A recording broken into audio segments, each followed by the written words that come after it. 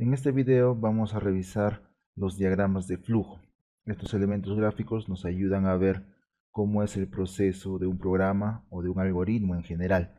Vamos a ver también cómo representa esos elementos que hemos descrito en el video anterior, elementos de programación, y cómo se integra todo en esta representación gráfica. Como habíamos mencionado previamente, un diagrama de flujo es una representación gráfica de un algoritmo o proceso. Nos permite ver directamente cuál es ese proceso, cómo se desarrolla y qué partes tiene. Estos diagramas de flujo están compuestos por figuras geométricas o bloques que tienen diferentes formas y conectores, que son las flechas que unen estos bloques.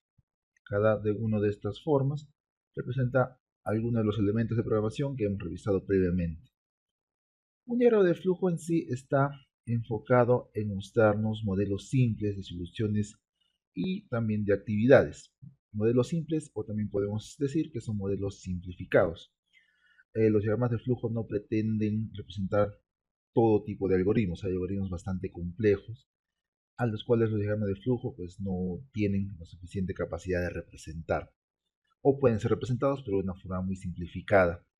En general, los diagramas de flujo sirven sobre todo al inicio de lo que es la programación, para entender estos algoritmos simples, para familiarizarse con los procesos que forman los algoritmos.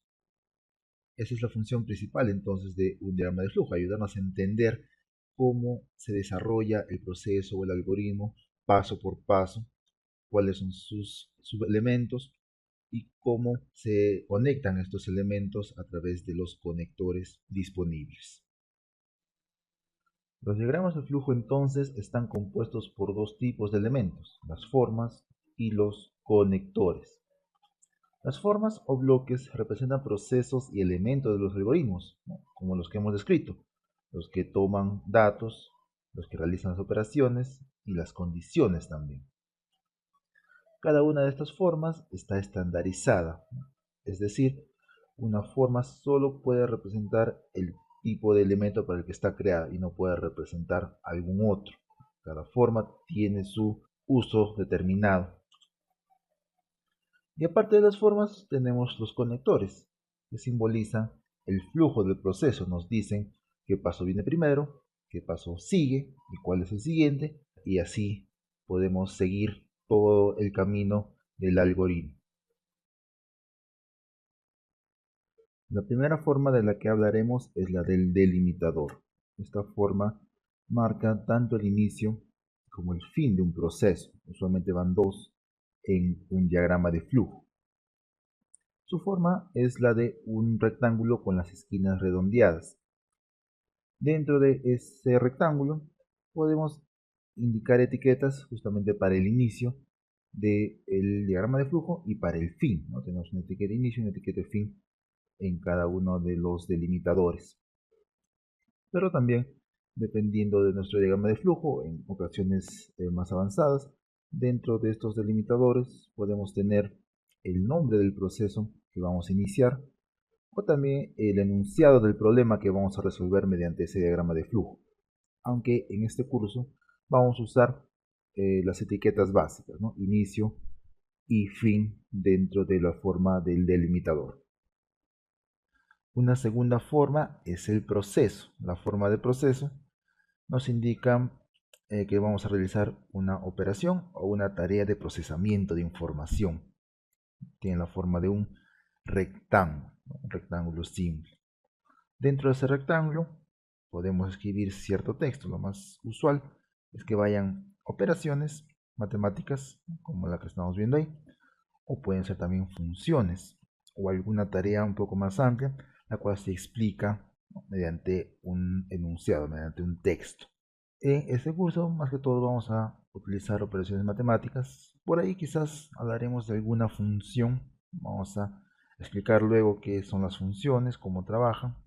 Es un concepto también tomado de la matemática, pero sobre todo tomaremos el uso de las operaciones que hemos descrito previamente. Hablaremos ahora de las formas de entrada y salida. Estas formas nos permiten tanto leer o recibir información, así como mostrarla o extraer información desde el programa.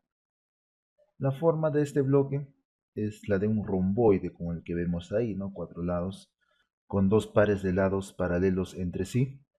Y dentro de estos romboides, pues se suele inscribir texto. Si es que la figura va a ser usada para entrada de datos, se suele poner la palabra clave leer y seguida por el nombre de la variable en la cual se va a almacenar el dato que hemos leído. Por ejemplo, leer número, en este caso, número es una variable.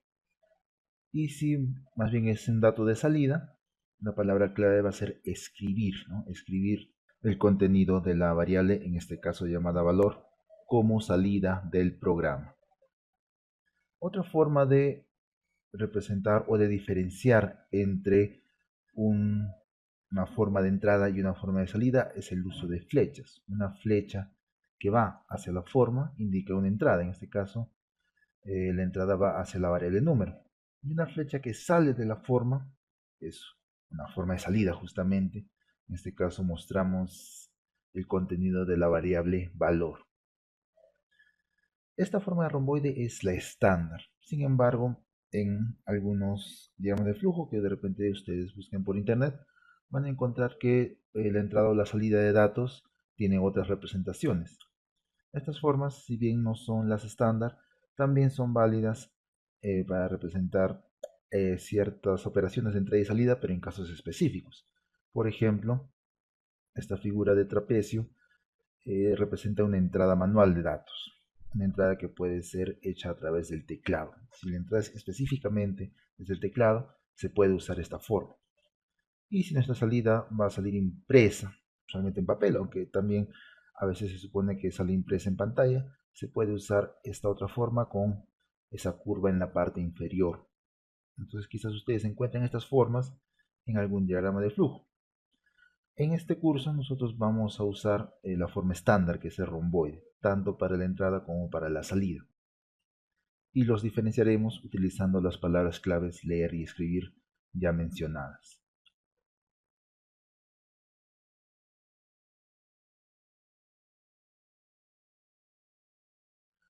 Una última figura importante es la de la decisión, la condicional, básicamente, ¿no? La que nos permite escoger entre dos alternativas. Su forma es de un rombo.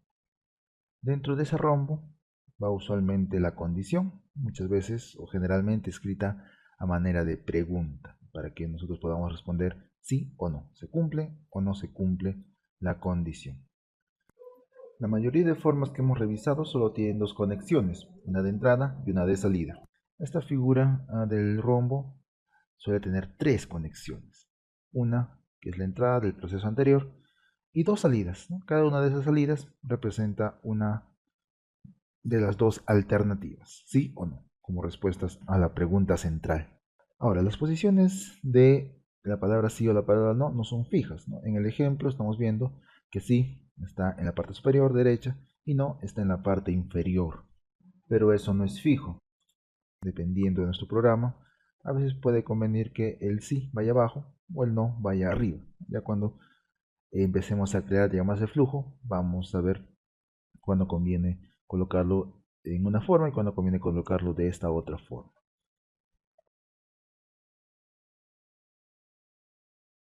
Por último, hablaremos de las conexiones o conectores.